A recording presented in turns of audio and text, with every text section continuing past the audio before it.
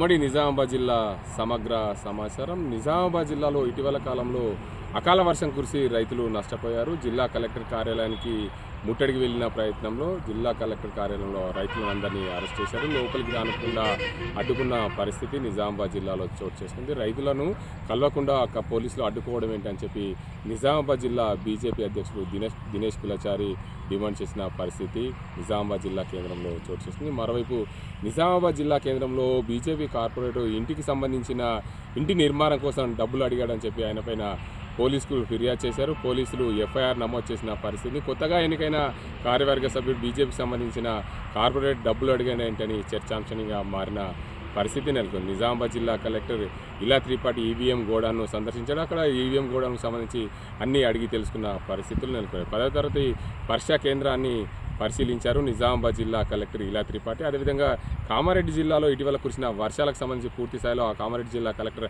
ఆశీష్ సంగ్వాన్ అధికారులను అడిగి తెలుసుకున్న పరిస్థితి నెలకొంది.